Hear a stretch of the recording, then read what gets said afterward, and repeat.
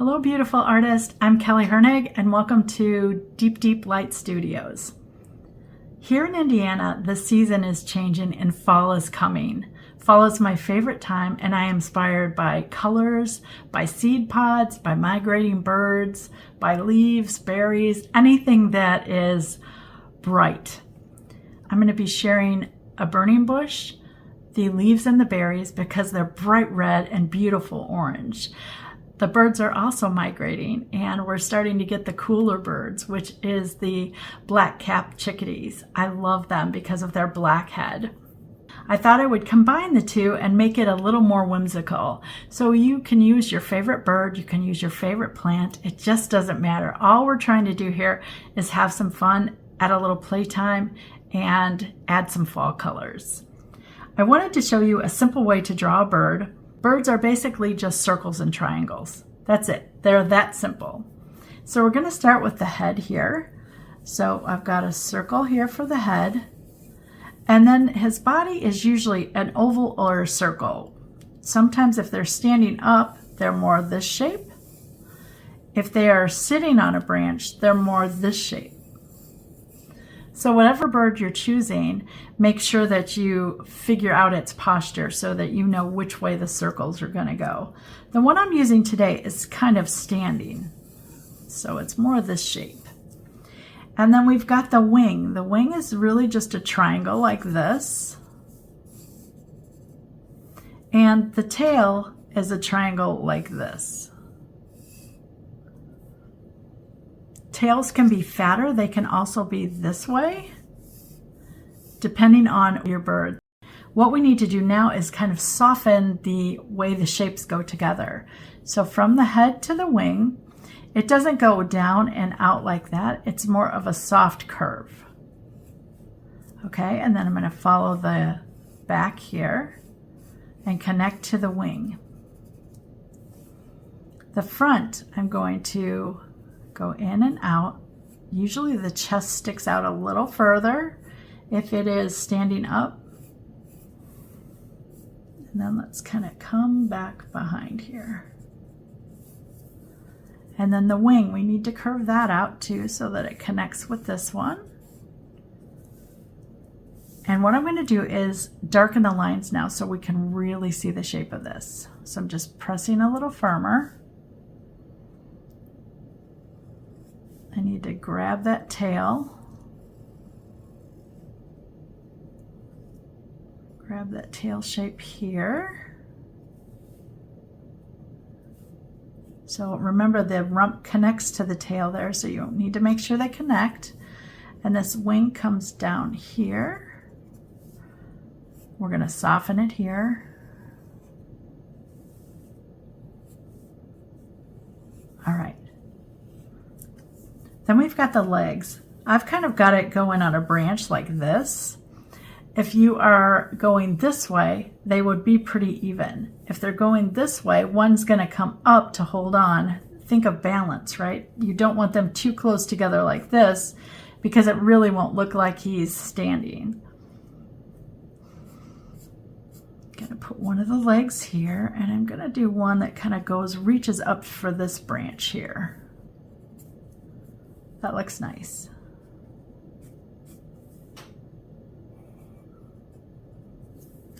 And then we have his beak. A bird's beak goes like this. So it kind of goes in, dips back a little, then there's the top beak, and then there's the smaller, littler beak underneath, so the bottom beak. This can be really sharp, it can be hooked, it can be rounded. On the chickadee, it's kind of a rounded bird, a rounded beak. So it almost looks like a little stub nose there. So we need to place it, and sometimes they're higher, sometimes they're lower. This one's kind of right in the middle here. It's not that long of a beak. And then we've got his eye. I'm just adding a little round eye there. And there's our simple bird. So you saw just by adding little shapes, we were able to come up with the bird. Now, I wanted to make this bird a little more whimsical. And I have a class called Birds with Blooms that talks all about this. So you can add a flower to them, you can add a leaf, you can add berries, you can add whatever. I want you to think of a fancy hat. That is what really these objects are on his head, just a fancy hat. Because I want to use the burning bush, I want to try it with a leaf and I want to try it with berries. So I use tracing paper all the time for things like this. It's just clear piece of paper. It's the same as vellum. So what I'm going to do is just place it over his head, and my first thought was a leaf. So I knew I wanted the stem up here and I wanted the leaf to kind of come down on his head. So let's do something like this. And you can see it adds a nice little shape to it, but I also wanted to add some berries. So let's add a berry in the back here, and they have little leaves themselves, and the berries are quite long and skinny. So let's do a couple of those. So there's one try. Let's turn it this way. And let's try it now with just berries. Again, I know I kind of want a curved stem up here. Or let's do the stem end down here. And then we'll do a berry up here. And maybe another berry this way.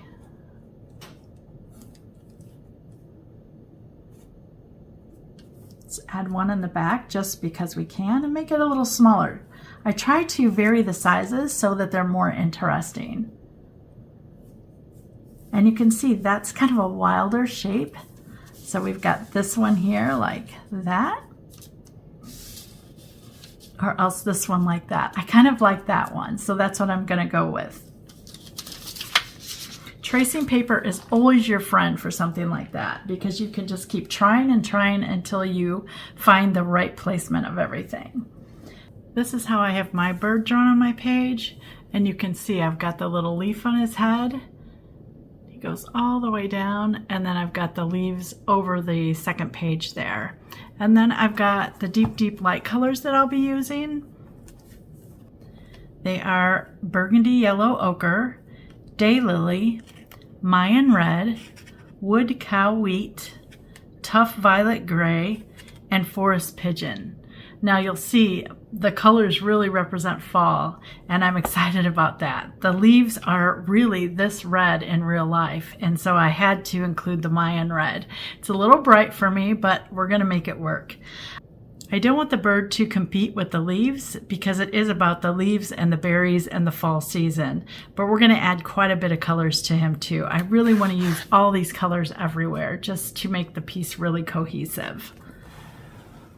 I'll be using the Princeton Aqua Elite Long Round, the number 8, because of the point. I will be able to do washes on the bird, but I will also be able to get to the fine detail of the berries. That's why I love this brush. It's a very versatile brush, and I've been using it for about 4 years now, and really it's my go-to brush. When working with handmade watercolors, they always recommend that you get them wet just to reactivate them and get them going. Don't drown them, just a light wash is all it takes. I want to start with the red leaves because I want to make sure that I get that brightness in first, and we can work everything else around that because I really want the emphasis to be on fall. So I'm going into the Mayan red.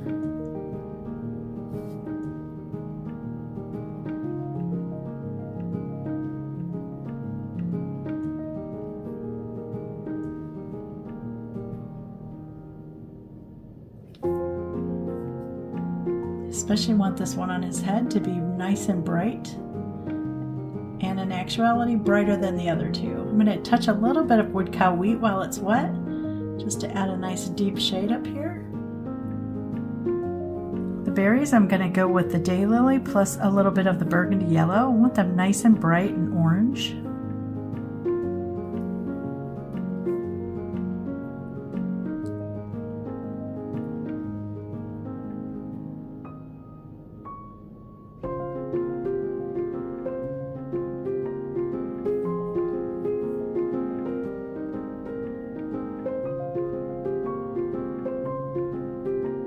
Hopefully this is setting up our colors so that we understand that those should be the brightest. I'm going to touch a little bit of the Mayan red into the berries here.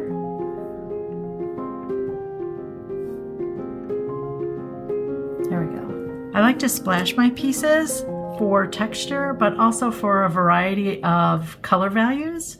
By doing that, I take my 3 fingers to the first knuckle, and then I kind of grip the middle finger like this, and then I splash down the page. Kind of splash hard.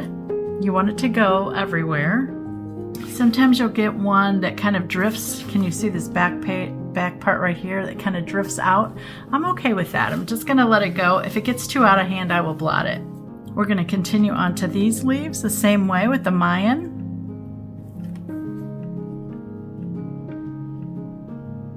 And on this one too, I'm going to add a little bit of the orange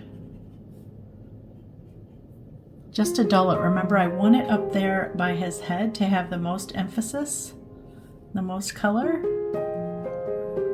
Touching into that wood cow wheat.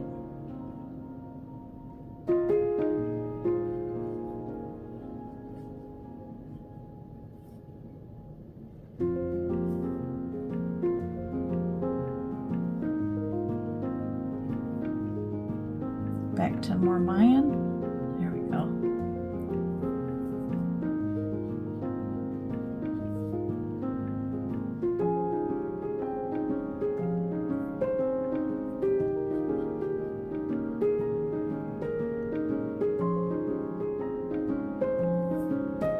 A little bit of that orange, the daylily.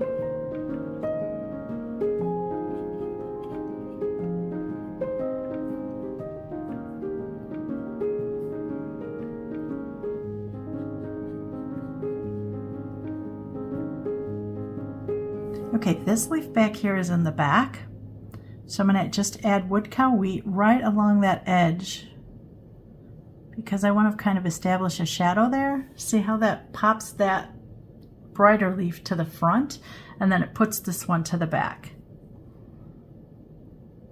And the darker value on this leaf is the shade.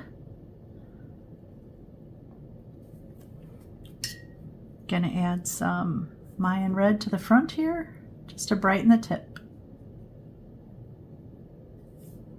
And I want to brighten this little red leaf again, just to make it stand out. And then I need to splash all of those.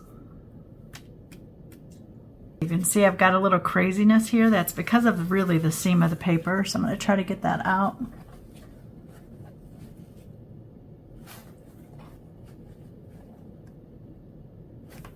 Blot it with paper towel the best you can. We can always go back and fix it again if we need to. Now for the bird, I want the dark areas to be the tough violet gray and some of the forest pigeon. So I picked the blue because it complements red and orange really great. So I'm going to just mix some tough violet gray.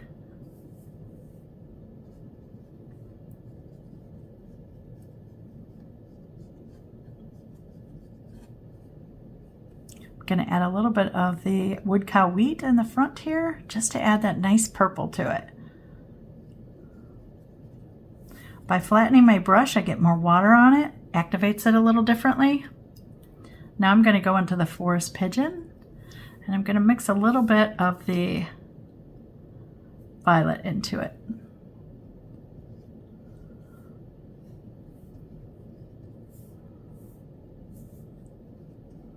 This is going to make a beautiful colored wing.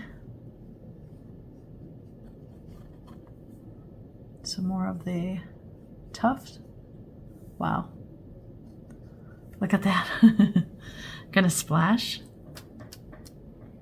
I'm gonna pull some of that tuft violet tuft violet gray in the back here because of the tail.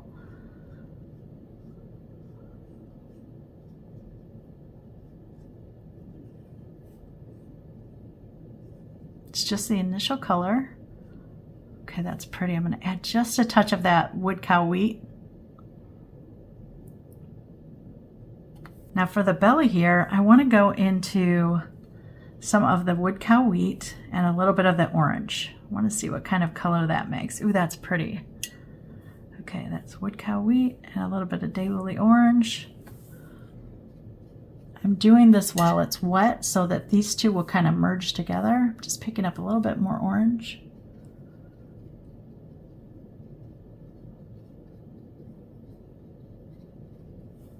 Gonna pick up a little bit of the yellow.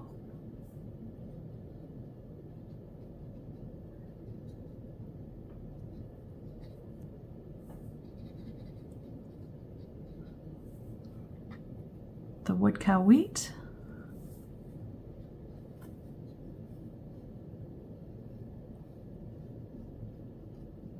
And a little bit of the Tuft violet gray. I just want them to all kind of mingle together. I want to soften this here. Let's take a little bit off the breast and splash. While it's wet, and I can see it's kind of dissipating really fast here, and I've got some standing puddles, so I want to come in and just deepen it just a little bit while it's still wet.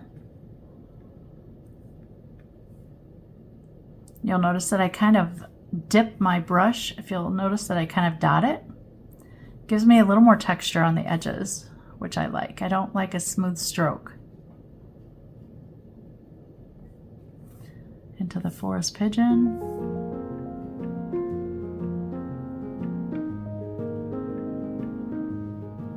Pretty.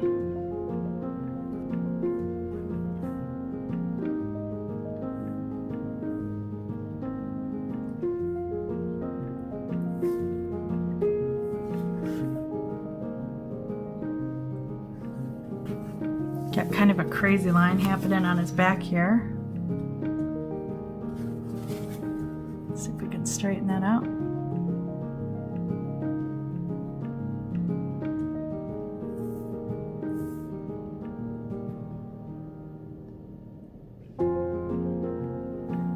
Okay, for his head, I know I want it to be the blue and the Tuft violet gray.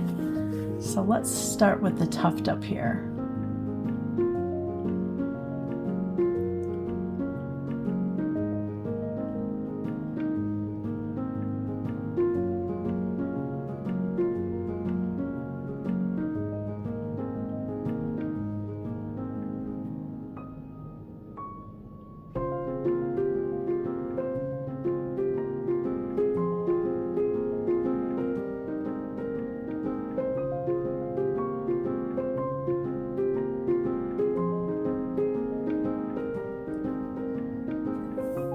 Along the edges, I'm going to kind of fringe it so that it looks like feathers. The back here, I want it to kind of connect to the wing and the back of the bird. Okay, I'm going to touch into some of that forest pigeon, the blue.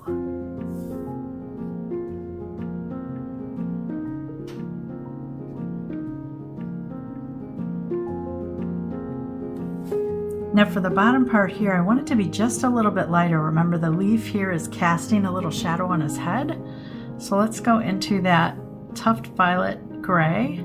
Let's add just a touch of the woodberry wood cow wheat into it.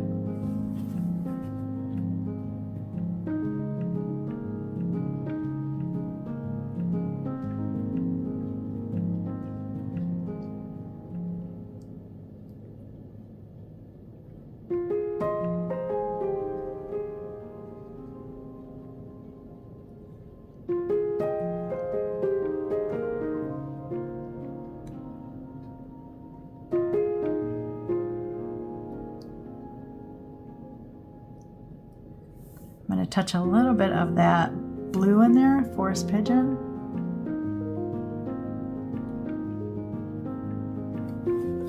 Okay, I like that a lot. Let me go to my berries over here. They're dry now. I'm going to do the orange and a little bit of the burgundy yellow.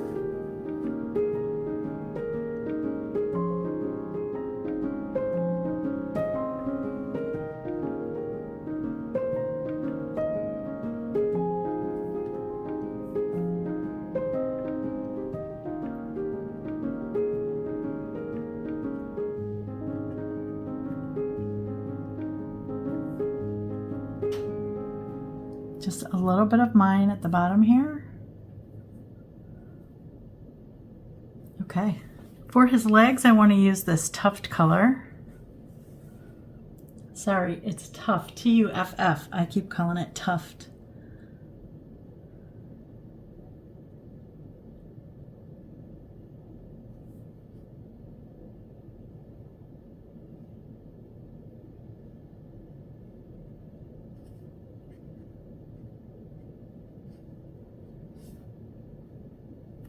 I'm going to touch a little bit of the blue next to the body here, just to deepen it. For the little burning bush berries, they have little leaves that are kind of purplish. So what I'm going to do is a tuft and a little bit of wood cow wheat.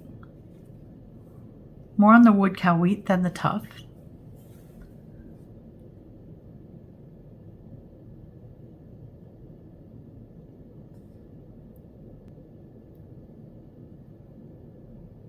For the bark, I want to add the orange and the blue. Those are complements on the color wheel, so they go directly across from one another. And I think it'll make a very pretty color. So let's see. This is the blue. This is the orange. I'm kind of looking for a dark brown.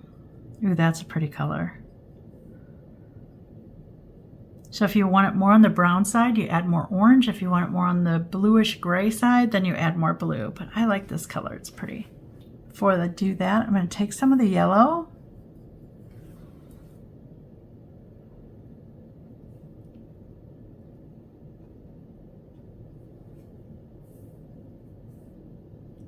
I like when my branches have several colors, so I'm just adding this yellow to kind of brighten.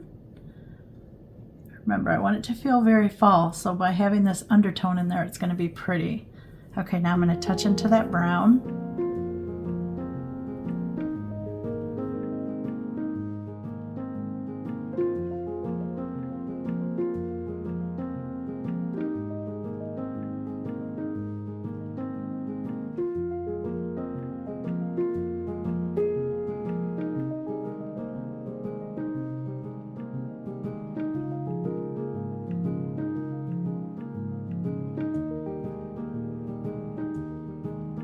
All right, do you see what that little bit of yellow did to the branch here? It really just made it kind of pop up. We're going to deepen it once it dries. Okay, I'm thinking I want a yellow beak on the bird just to make it nice and bright up there by the leaf. I might add a little bit of the orange to it. Let's see.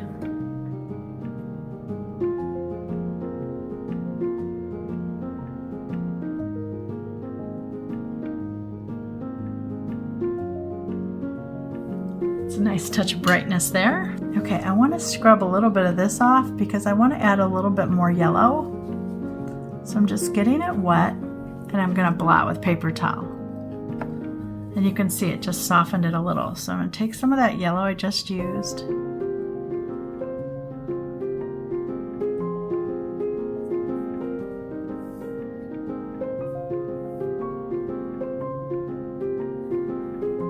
Touch some of that up in here too, just to brighten that little area a little bit. Okay, under the leaf on his head, I'm going to take some of that forest pigeon. So just the forest pigeon by itself.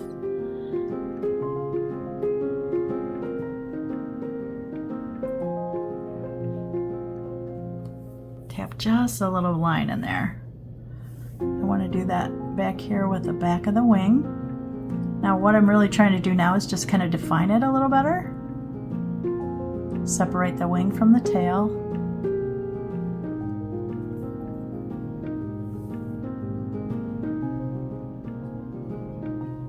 With the wood cow wheat, I'm going to do just a little bit here, just to deepen that just a little bit. Don't get too heavy. And then in this area here, so where his rump is, I want that to be a little darker. I want it to almost be this darkness of the tail back here, so that means more tough violet gray.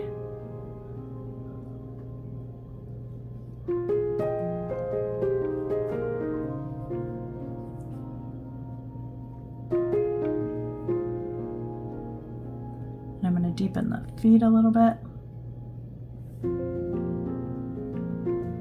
Just water on my brush, let's soften it out. There we go. Okay, on this area right here, I want to soften it. That's just going to be with the tough violet, but I want it to be soft. So real light, a lot of water. Just little strokes like they're feathers.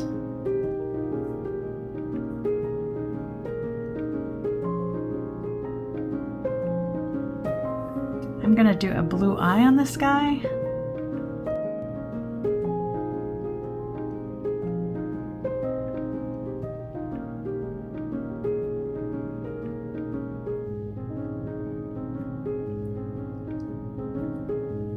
Okay, we're going to add some of the brown and the blue, sorry, the orange and the blue again. So I want to shade this branch here.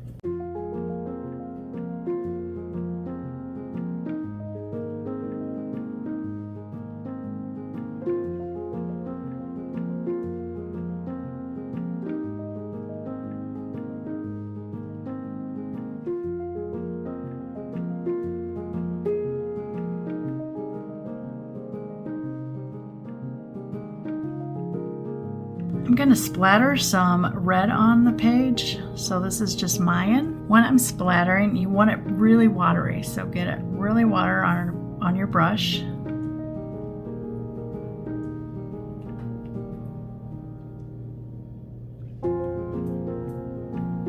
What you don't like, just get wet and blot. You can also do that with the orange.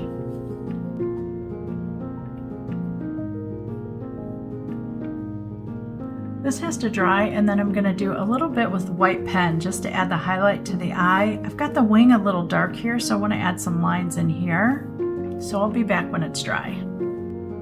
For my white, I am using a Uniball Signo pen. I will have all of my supplies down in the video description box. For the white, I want to go pretty sparingly. I want to add a highlight to the berries because they are a hard thing, so they would have a nice little shine spot.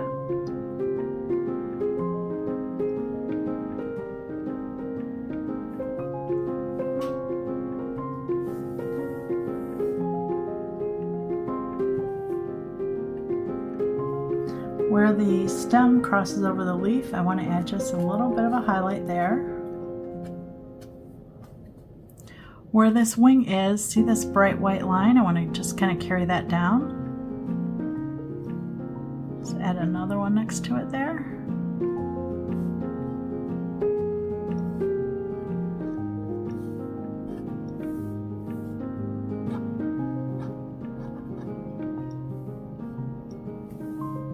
I want to add a little richness to his beak. It feels kind of weak. It feels like it doesn't have enough volume. So I'm going to add just a touch of orange to that.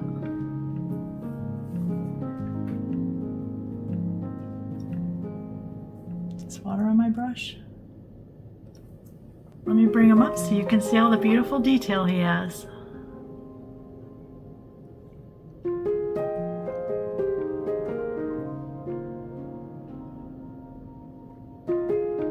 Look at those color merging right there. I love that whole little area of his wing and belly together. Here's the leaves and the berries. Aren't they beautiful? If you were inspired watching this cute little chickadee come to life in all of his fabulous fall colors, please leave me a like or a comment. I would really appreciate that.